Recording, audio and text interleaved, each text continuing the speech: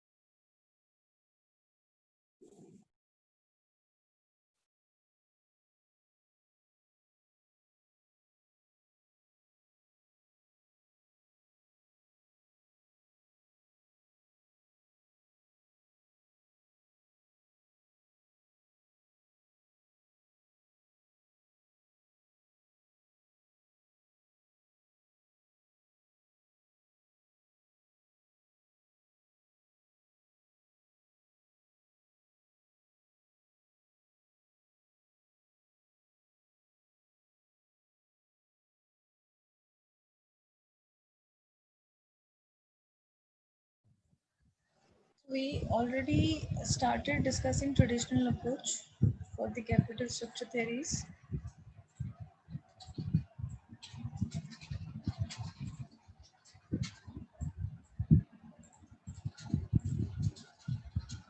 We have to start from this.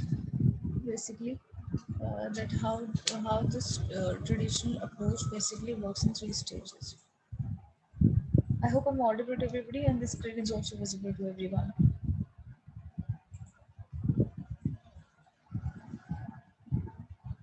Okay, so value of the firm, it says that value of the firm increases with an increase in the borrowings. Increase in the borrowings means whenever we are increasing any debt capital, value of the firm will be increasing. As a result, WCC reduces gradually. So the first stage says that ये जितना भी हमारा value of firm है वो increase कब करता है जब हम बोरोइंग्स इंक्रीज कर रहे हैं और ये एक लेवल तक ही फिनोमेना जो है ये एग्जिस्ट करता है उसके बाद ग्रेजुअली ये फिर the next stage comes first stage ends. The first stage says that the value of the firm increases with an increase in the borrowings. Since the cost of debt is lesser than cost of equity. As a result, क्या होता है कि WACC reduces gradually. WACC is weighted average cost of capital or the total cost of capital, you can say, the rate at which the average rate at which we have raised the capital or the capital structure we have.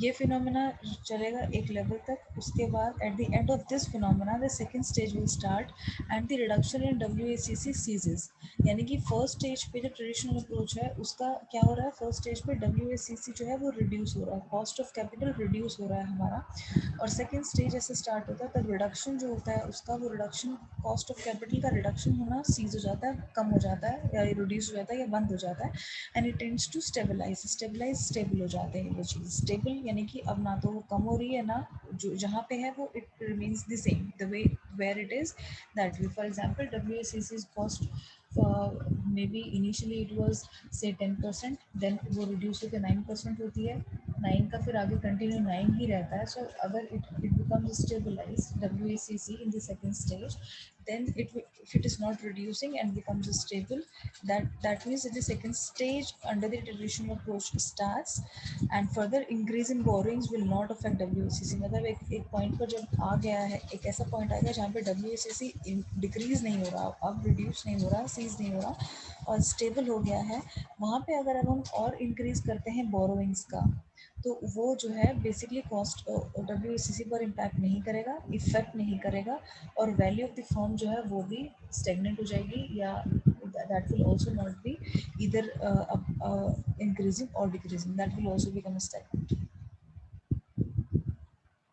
In third stage will be increase in debt beyond this point increases shareholders risk। अगर second stage end होते ही when this phenomena ends, that WACC एक level पे हमने बोला कि same हो गया है या स्टेबल हो गया है and it is not decreasing, वहाँ पर value of the firm will also remain same. लेकिन अगर हम उससे ज़्यादा एक पॉइंट पर जाके अगर हम बोरोइंग्स कर रहे हैं from debentures, borrowing capital is debenture only. So if you're taking the capital from debentures, then now in this stage पर the shareholders risk will be at stake and it will increase। Why? Because more the debenture capital will be there in our capital structure, more the risk will be for the equity shareholders, because जितना ज़्यादा debentures capital हम higher करेंगे market से, उतना ज़्यादा interest on debentures भी हमको देना पड़ेगा। और as per the income statement, as per the rule, we also know that in interest on debentures will be paid before the dividend paid to the equity shareholders। equity shareholders का risk of course बढ़ जाएगा क्योंकि उनको earnings में से ही पैसा मिलना है एज डिविडेंड, अपने शेयर जो उन्होंने खरीदे हैं या इन्वेस्ट करा है कैपिटल उसके ऊपर। So the moment we will after this point second stage के बाद अभी अगर हम अपना बोरोड कैपिटल से रेज कर रहे हैं capital structure, this traditional approaches third stage will say this कि अगर इसके बाद भी पॉइंट के बाद हम डिवेंचर कैपिटल से रेज कर रहे हैं अपना फर्दर कैपिटल को, तो वो फाइनेंशियल रिस्क जो है शेयर होल्डर्स का वो इंक्रीज कर देगा। capital sorry cost of equity increase because and then what will happen, the cost of equity will increase। KD also rises due to the higher debt। KD is cost of debentures will also rise because of the higher debt। higher the debt capital will be, higher the cost of debt will be obviously, क्योंकि उसके ऊपर एक fix percentage of interest हमें देना पड़ रहा है। जितना ज़्यादा हम डिबेंचर से कैपिटल रेज करेंगे उतना ज़्यादा इंटरेस्ट भी हमको देना पड़ेगा, सेफ इट इज़ 5% और 10% फिक्स्ड। तो 1 लाख का 10% विल बी सम कॉस्ट। अगर हम वही डिबेंचर्स को 1 का 1.5 कर देंगे, सो 1.5 लाख का 10% will be some higher cost. So WACC increases and the value of the firm decreases। ये ट्रेडिशनल अप्रोच के 3 stages will tell you। Now these 3 stages if you put in curves, on the y-axis we have taken cost and then debt हम ले रहे हैं x-axis पर। Cost of debentures जो है वो कांस्टेंट है, कॉस्ट ऑफ डिबेंचर्स कांस्टेंट है। Then cost of equity rises and cost of overall capital will rise. why these two curves, cost of capital and cost of total cost of capital is KO, they both are increasing। cost of capital reduces initially, नीचे जा रहा है पहले curve और फिर एक level पर आकर कर्व अब KO जो मिडिल वाला कर्व है वो देखिए। जो स्टेजेस हमने तीनों पढ़ ली उन तीनों स्टेजेस को हम कर्व में ला रहे हैं। Initially it was decreasing reducing, तो ये रिड्यूस हो रहा है कर्व। कॉस्ट ऑफ कैपिटल के जो वाई एक्स एक्सिस है वहाँ उस पॉइंट से जो के ओ कर्व स्टार्ट होकर नीचे आ रहा है, तो इट इज़ रिड्यूसिंग। नीचे आने का मतलब curve it is reducing and उसके बाद एक लेवल पे स्टेगनेंट हो गया, स्टेबल हो गया curve, and then it starts rising के ओ कर्व। सो ये तीनों स्टेजेस में बता दें कि total cost of capital will initially be reducing, then a point will come second stage जिसमें कि वो स्टेबल हो जाता है, एंड देन अगर हम उसके बाद भी कॉस्ट ऑफ डेट, क्योंकि हमें डेट जो है हमने देखिए केडी जो है वो कांस्टेंट है, बढ़े जा रही है, तो अगर हम डिवेंचर्स और हमने कैपिटल रेज किया तो overall cost of capital will rise, के ओ विल बी टोटल जो ओवरऑल कॉस्ट ऑफ कैपिटल है that will increase, so the curve starts moving upwards. कोई कर्व नीचे आ रहा है किसी भी चीज़ का तो उसका मतलब कॉस्ट उसके नीचे आ रही है, क्योंकि हमने कॉस्ट को एक्सिस पर दिया है। लेफ्ट हैंड साइड पर आप देखिए जो अपवर्ड हमारा लाइन है, तो कर्व के ओ इज शोइंग 3 स्टेजेस, पहले नीचे जा रहा है, then constant and then upwards. ठीक है, at some point it settles और it becomes you can say constant and then it starts increasing if we increase the cost of debt, or and it leads to the overall cost of capital increase. Now the value of the firm here in this particular approach would be, value of the firm would be B plus S, which is like cost of debt plus cost of equity.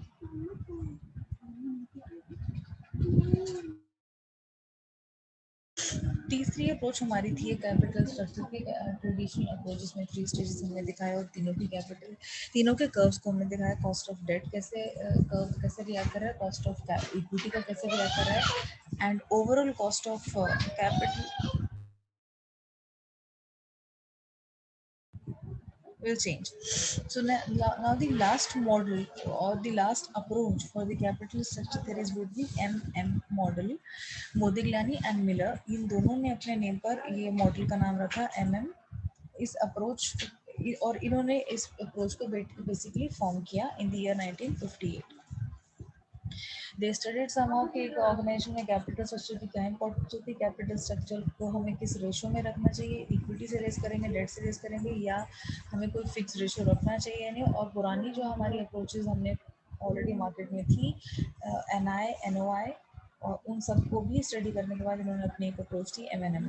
Franco Modigliani and Morton Miller ये दो थे experts basically, जो financial economists थे कह दीजिए या financial experts थे, जिन्होंने ये फॉर्म किया, ये पर्टिकुलर थ्योरी दिया अपना।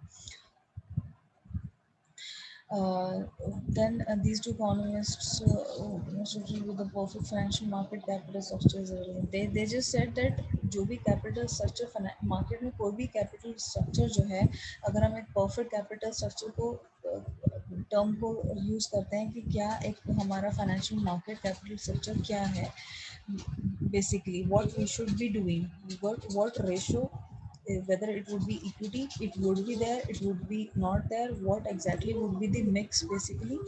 MM approach supports the NOI approach to certain extent। उन्होंने बोला जो net operating income approach जो है, just a minute।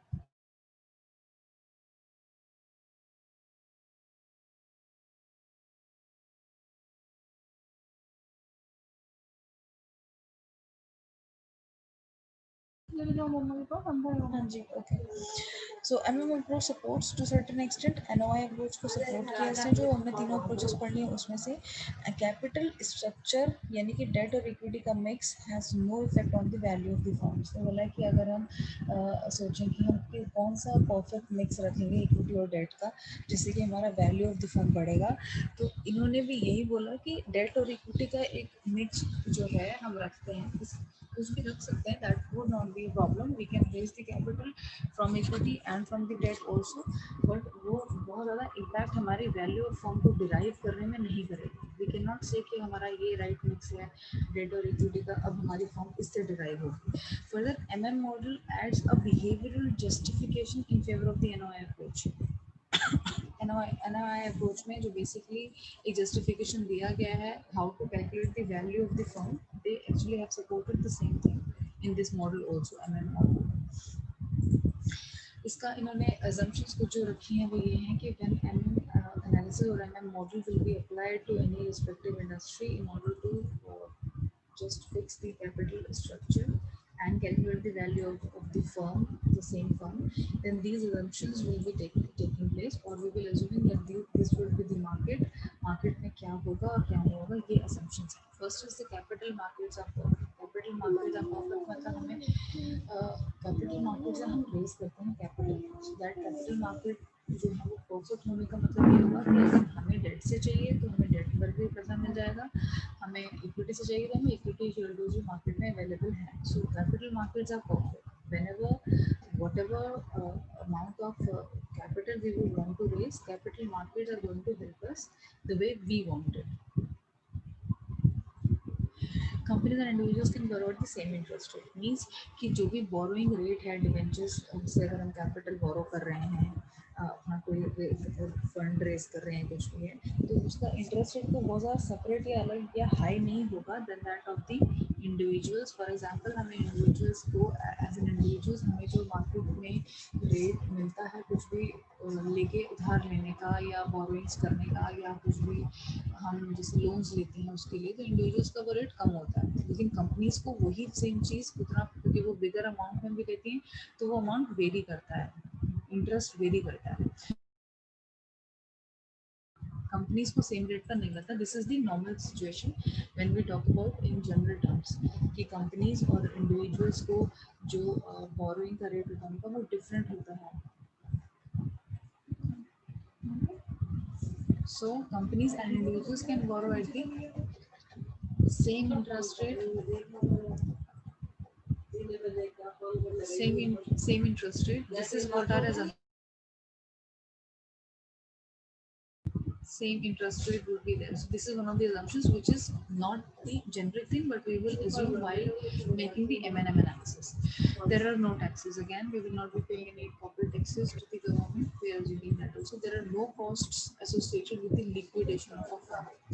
Liquidation of the firm होता है कि, give me a minute, please.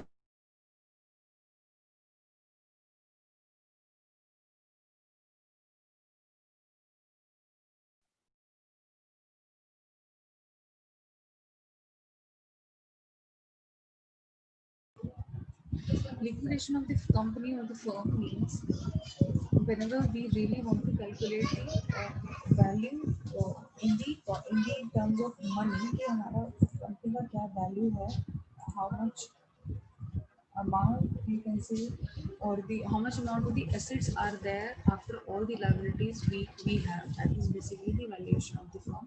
तो अगर हम वो चीज़ करने की कोशिश करें liquidation of the firm, then there will be no cost which will be incurred whenever we would want to sell our unit, our company, in any case if we want to recover any cost from the market and sell it to somebody else, then there will be no cost occurring for the liquidation of the company. Then companies have a fixed investment policy so that investment decisions are not affected by the financing decisions. Investment decisions, financing decisions, ये दो चीज़ है। Investment decisions का मतलब है यहाँ पर हम ये भी समझ रहे हैं कि इन्वेस्टमेंट जहाँ पर हमें करेंगे means we are raising some capital, we are raising the capital, that is financing decision कि कहाँ से हमको फाइनेंस रेज करना है, उस पैसे को लेने के बाद हमें कहाँ पर फर्दर इन्वेस्ट करना है अपना मनी, बेसिकली कि हमें कौन से प्रोजेक्ट्स में इन्वेस्ट करना है, वो इन्वेस्टमेंट डिसीजंस होते हैं। तो कंपनी हम ये भी अज्यूम कर रहे हैं कि कंपनी के पास एक फिक्स पॉलिसी है कि हमने पैसा रेज तो कर लिया मार्केट से, इक्विटी डेट से उठा लिया, उस पैसे को हम आगे कहाँ पे इन्वेस्ट करने वाले हैं वो हमारा फिक्स्ड है। वी आर नोइंग इट कि यहाँ पर हमें इस प्रोजेक्ट में इन्वेस्ट करना है and year after year we are making the same investments. So investment decision same रहेंगे, उसके लिए तो बहुत एक्सपर्टीज की भी जरूरत नहीं है because no new investment decisions are being taken year after year या in any shorter period of time investment decisions change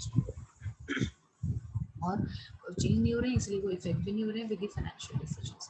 100% dividend payment ratio, इसका भी एक अजम्पशन है कि हम कोई भी रिटेन्ड अर्निंग्स नहीं रख रहे हैं, जो कि हमारा अर्निंग्स रहेगा आफ्टर ऑल दी टैक्सेस तो कोर्स है ही नहीं, तो जो भी हमने इंटरेस्ट पे कर दिया डिवेंचर्स को, उसके बाद जो भी कुछ पैसा बच रहा है हमारा earnings, that will be paid in the form of dividend to the equity shareholders. ये भी इसका भी एक ऑप्शन है। Now, value of the firm is independent of the capital structure, हमने पहले ही पढ़ लिया इसमें M&M में कि वैल्यू ऑफ द फर्म हम जो डेट और इक्विटी का मिक्सचर है, कॉस्ट का मिक्सचर है, उससे वैल्यू ऑफ फर्म इंडिपेंडेंट है, तो उससे इफेक्ट नहीं पड़ता। सो value of the firm is independent of the capital structure, हम कुछ भी रख सकते हैं, डेट बढ़ा दो, कैपिटल इक्विटी बढ़ा दो, उससे वैल्यू फर्म ऊपर नीचे नहीं होगा, it will not be impacted through that capital structure mix या capital structure. Value of the firm is equal to the capitalized value of the operating income, जो हमारी EBIT है उससे हम डिराइव कर रहे हैं अपना वैल्यू ऑफ फर्म। इस मॉडल के थ्रू हम कैपिटल स्ट्रक्चर से नहीं डिराइव कर रहे वैल्यू ऑफ द फर्म, कैसे हम लिक्विडेशन या वैल्यू ऑफ द फर्म को डिराइव कर रहे हैं by knowing that what exactly is our EBIT, और उसके बाद हमें कितना परसेंटेज WACC की कॉस्ट ऑफ कैपिटल कैसे देना है वो हम value calculator. So mathematical formula under MM model for the value of the firm would be market value of the equity plus market value of the debt or expected EBIT divided by expected WACC.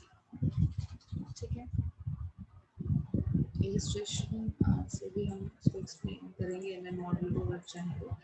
M M model थोड़ा important है बाकी सबसे, वैसे तो everything is important and we do not know what question we can get in the exams, but ये दो experts basically financial economists भी थे, इन्होंने इकोनॉमिक्स की बहुत सारी थेरीज दी हैं और फाइनेंस की भी बहुत सारी थेरीज दी हैं। तो एक तो कैपिटल सिस्टम थेरी इनकी इसलिए भी इम्पोर्टेंट है क्योंकि एक तो इन्होंने ये भी रिलेटेड टॉपिक से थेरी दी है, उसके अलावा भी और थेरीज भी दी हैं जो हमारे इसी सिलेबस में आगे आने वाले टॉपिक्स में भी है। So M M basically becomes the most important theories.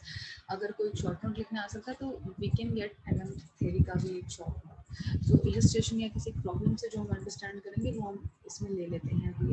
If you want to explain it practically by taking an example तो हम ये कर सकते हैं। तो हम इसमें इस मॉडल में भी वो पढ़ लेंगे, बाकी में हमने नहीं भी प्रॉब्लम के हिसाब से हमने नहीं भी लिया, हमने सिर्फ फॉर्मूले पढ़ लिए हैं।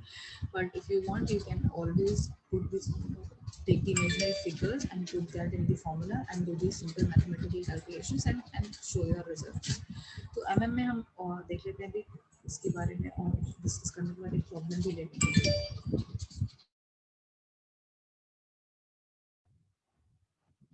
As per this model, identical firms will have the same level of earnings.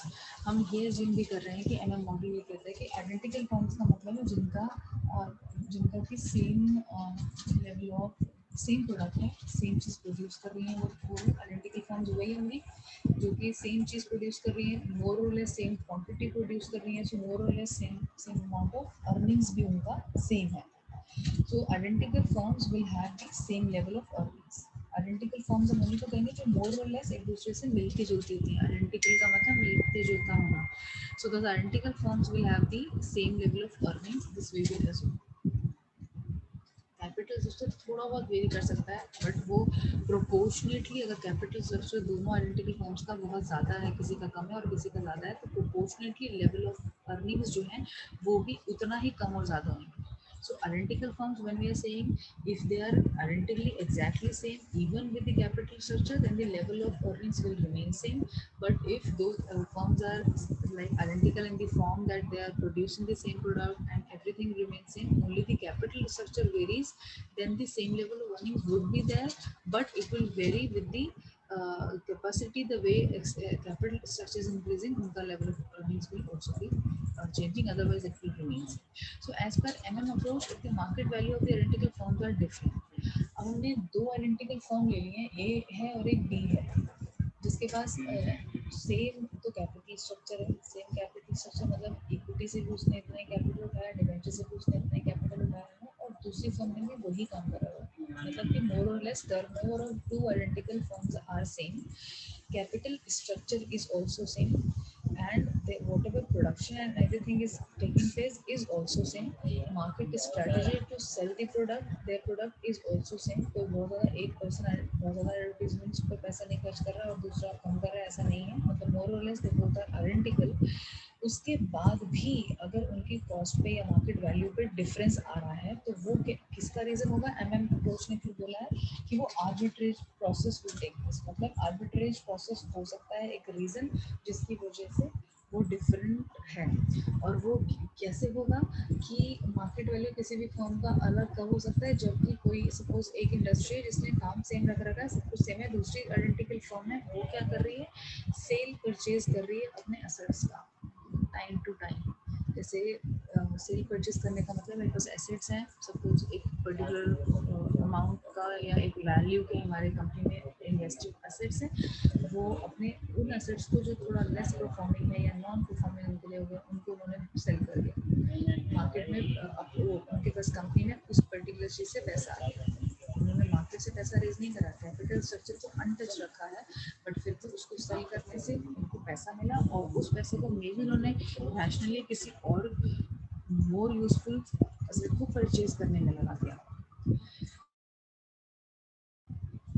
तो ये टाइम टाइम जो हम सेल परचेज करते हैं अपने एसेट्स का, in order to benefit our organization or the firm or the company, that is called arbitrage process. Arbitrage process समझ आ गया कि क्या होता है? वेन एवर एनी फर्म जो कि सेल परचेज अपना टाइम टू टाइम एसेट्स का करे जा रही है, या अपना लाइबिलिटीज को भी किसी तरह से, अगर उसने ऑफकोर्स सेल्स कर दिया, कुछ एसेट सेल कर दिया, कुछ पैसा आया, तो लाइबिलिटी कहीं ना कहीं किसी तरह से मे भी कम हो सकती है। वो उस पैसे को शायद अपनी लाइबिलिटी को पे ऑफ करने में निकाल दे, ये कोई नॉन परफॉर्मिंग एसेट कंप्लीटली हमारे लिए वेस्ट है, जो पड़ा हुआ है, उसको रखने की भी, इनफैक्ट स्टोरेज की भी कॉस्ट आ रही है, सब कुछ आ रहा है, और वो हमारे लिए यूजफुल भी नहीं, और आगे आने वाले टाइम में भी सपोज एक एसेट ऐसा पड़ा जो यूजफुल है ही नहीं, जैसे कि सपोज कुछ फर्नीचर ही पड़ा है हमारे पास, we would never be using that furniture से।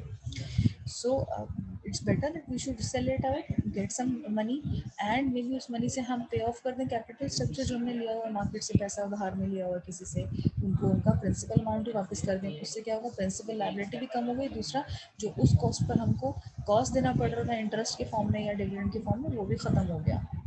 तो अब एमएम अप्रोच ये कह रही है कि अगर कोई भी, तो पहले तो हमने यही कह दिया कि दो आइडेंटिकल फर्म्स हैं, उनका सेम लेवल ऑफ अर्निंग्स होगा, लेकिन अगर सेम लेवल ऑफ अर्निंग्स नहीं है, मार्केट वैल्यू इन दोनों फर्म्स की सेम नहीं है, बीइंग आइडेंटिकल फर्म्स, तो रीज़न उसका ये है कि वो फिर आर्बिट्रेज प्रोसेस जो है that is taking place, because of that it is happening, or because the market values are different, maybe arbitrage process then can take place.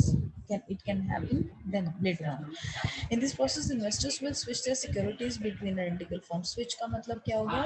मैंने A फॉर्म में इन्वेस्ट किया हुआ था, सेम ही मुझे पता है मेरे पास जो मेरी इंडस्ट्री जिसमें मैंने इन्वेस्ट किया हुआ है फर्म में, वो सेम है, लेकिन अब because of this process, arbitrage process की वजह से कि मार्केट में सेल परचेज बहुत ज़्यादा करने लगे बी फर्म सपोज, तो बी फर्म वाले लोग जो इन्वेस्टर्स हैं वो थोड़ा इनसिक्योर हो जाएंगे, और वो अपने सिक्योरिटी को देखते हुए शायद इन्वेस्टर्स जो हैं they will switch to some other identical firm. Got some point?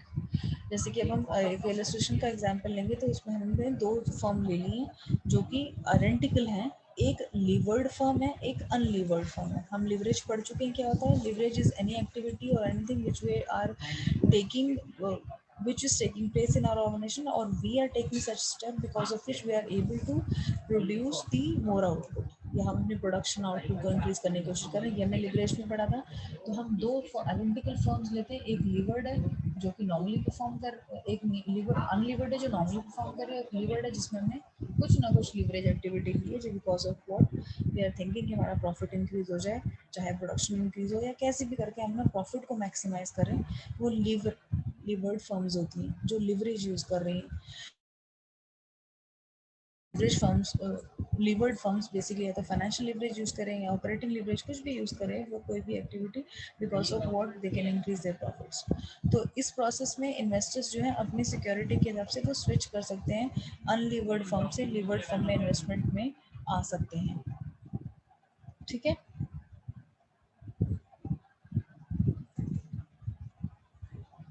No taxes. अब आप देखिए ये तीन सिचुएशंस हैं इसमें। एक है कि हमने कैपिटल स्ट्रक्चर हमारा रखा हुआ, हमने पहले ही बोल दिया एमएम में कि कैपिटल स्ट्रक्चर जो है वो इम्पैक्ट कर ही नहीं रहा वैल्यू को ना, वैल्यू डिफर।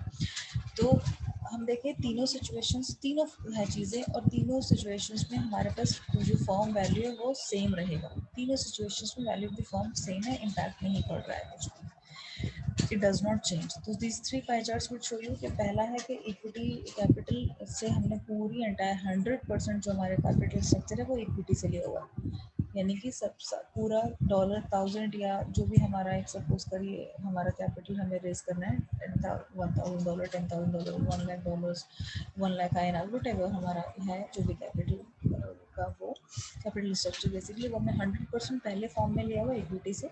सेकंड में हमने 70 और 30 के रेशियो में ले लिया कि हमने 70% of the total amount we have raised through equity, जो सेकंड पाई चार्ट दिखा रहा है, और 30% we have raised from the debentures और डेट कैपिटल। और थर्ड में हमने 40 और 60 का रेशियो लिया, इक्विटी को हमने कम कर दिया, डेट को हमने बढ़ा दिया। तो इन तीनों कैपिटल स्ट्रक्चर को अगर हम रखते हैं सेम ऑर्गेनाइजेशन में, तो value of all these three situations will remain, value of the firm in all these three situations will remain same। या पाई चार्ट एमएम मॉडल के अंदर दिखा सकते हैं, where no tax would be there and the capital structures के ये three forms दिखा दिए हमने। If you really want to go on into an illustration or a problem to show and elaborate the MM model, then we can take this example। एक example हमें लिया livered firm, एक example हमने ले लिया अनलेवर्ड फॉर्म। अब उसमें value of the levered form is 1,10,000 और अनलिवर्ड फॉर्म में value of unlevered form is 1,00,000 और सब कुछ इक्विटी से लिया हुआ हमने वहाँ पर। इक्विटी से हमने यहाँ पे जो लीवर्ड फॉर्म है, सॉरी लीवर्ड फॉर्म है, उसमें हमने इक्विटी और डेट से कैपिटल रेज किया हुआ है। 1,10,000 टोटल है तो 60 और 50 लिया हुआ है। कॉस्ट ऑफ डेट जो है वो 6% एज्यूम किया है, इसको 10% भी एज्यूम कर सकते हैं। आप फिगर्स को चेंज कर सकते हैं, इट इज़ जस्ट दैट आप सिर्फ आइडिया समझ लीजिए कि what things we have taken and what we really want to show out of this illustration या प्रॉब्लम। फिगर्स आपको रिमेंबर करने की ऐसा ज़रूरत नहीं है। एग्जाम में आप अपने फिगर्स इमेजनरी ले सकते हैं। आप 1,10,000 को 1 लाख कर सकते हैं, 1,20,000 कर सकते हैं, 50,000 कर सकते हैं। लैक्स में नहीं ले जाना, थाउजेंड्स में रखना है, वो भी कर सकते हैं, क्योंकि ये सिर्फ एक एग्जाम्पल है कि 1,000 रखना है, 10,000 रखना है, डॉलर्स में दिखाना है, रुपीज़ में दिखाना है, वो सब कुछ हमारे अपने हाथ में। Investor holds 10% of the share capital. ये हमारा लीवर्ड फर्म का हमने कर दिया है। डेट 50,000 लिया हुआ है, 60,000 हमने इक्विटी लिया हुआ है। कॉस्ट ऑफ डेट हो गया 6%, यानी कि 6 5 30 और 50,000 पर हम 6% देंगे तो अप्रॉक्स वट एवर हमारा कॉस्ट आ जाए 50,000 और 6% will be our cost of debt. ठीक है। ईबीआईटी जो है हमारा earnings before interest and taxes. Taxes तो हमें करने ही नहीं है लेस। इंटरेस्ट जो हमें देना होगा इसमें से देना होगा 10,000 में से, उसके बाद हमें इंटरेस्ट लेस करना होगा और जो बचेगा वो हमारा इक्विटी शेयर होल्डर्स को मिलेगा। जो 60,000 हमने कैपिटल रेज किया 10% शेयर कैपिटल का है। अनलिमिटेड में हमने ये दो एग्जाम्पल्स ले लिए। कॉस्ट ले लिया, जो फर्म का वैल्यू है वो 1,00,000 रुपया, सारा कैपिटल स्ट्रक्चर 1,00,000 रुपया का इक्विटी से रेज किया हुआ हमने। ईबीआईटी इसमें भी हमने 10,000 लिया है। Investor hold 10% of the share capital, 10% of the share capital लिया हुआ है उसमें।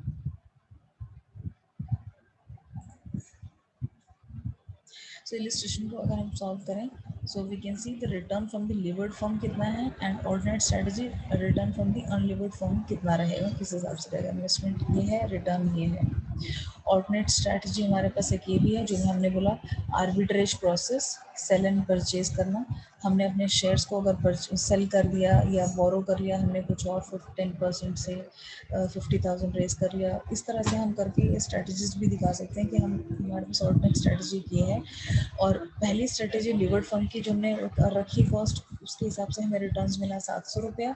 ऑल्टरनेट स्ट्रैटेजी अगर हमने रखा जिसमें हमने सेल कर दिया कुछ शेयर्स, बोरो कर लिया कुछ हमने कैपिटल, फिर हमने कुछ और शेयर्स बाय कर लिए, उसके हिसाब से रिटर्न जो ऑल्टरनेट स्ट्रैटेजी हमने अब रखी है उसके हिसाब से हमारे रिटर्न जो है वो 1,000 हो गए कैश अवेलेबल। रिटर्न पहले 700 था, ऑल्टरनेट स्ट्रैटेजी के थ्रू हमने 1,000 जो है रिटर्न ले लिया।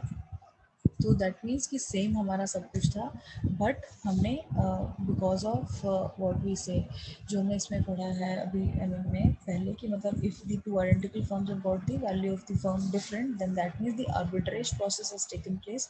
दैट मीन्स लिवर्ड फर्म पहले सब कुछ सेम था, investments in everything, cost value everything same था, लेकिन रिटर्न जो 700% मिला या मार्केट वैल्यू 700 था, वो मार्केट वैल्यू 1,000 कैसे हुआ, because of alternate strategy we follow and the strategy is related to the arbitrage process. Value of the firm will be increasing, it is increasing. VL is the value of the firm curve basically, and under mm with corporate taxes. Yes, what happened, the value of the firm increases continuously as more and more debt is used. ठीक है। the moment the debt is used, the means the curve v curve is zero to debt। ये जो x axis है यहाँ पर हमने date लिया हुआ है और उधर वैल्यू ऑफ फर्म जो एक्सिस y एक्सिस है वहाँ पर हमने कॉस्ट लिया हुआ है। So value of the firm is increasing the moment the debt is increasing, more and more debt is being used, more and more value of the firm would be there. So relationship between the value and the debt and corporate taxes are considered. Although we have already assumed in this process or in this model, in this approach, that there would be no corporate taxes levied, but in any case, if it does, then this would be the value of the firm. How we will be calculating. So just give me 1 2 minutes. I will click your attendance first.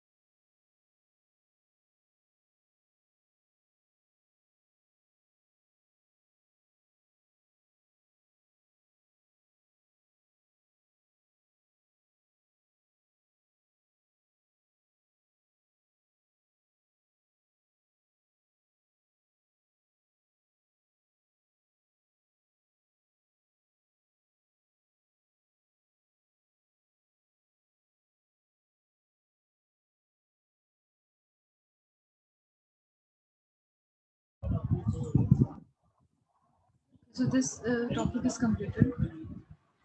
Basically capital structure क्या है, capital structure theories जो हमने 4 types of theories पढ़ी, NI, NOI, MM and traditional approach, ये चारों complete हो चुके हैं. किसी को कुछ रिलेटेड क्वेश्चन है, somebody wants to speak anything else apart from the topic also is welcome to discuss. So there's just 2 minutes left. We'll start with the new topic in the next class only, which will be hopefully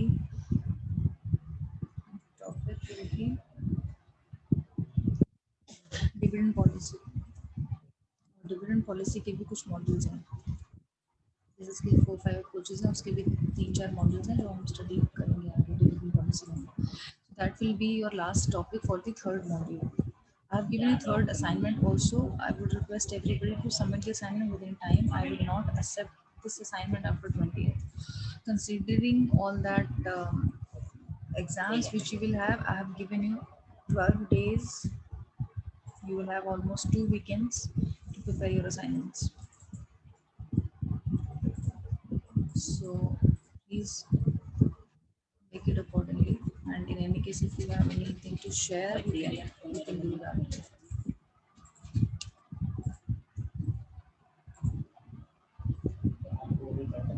Then I assume that everybody has got an understanding of this topic also.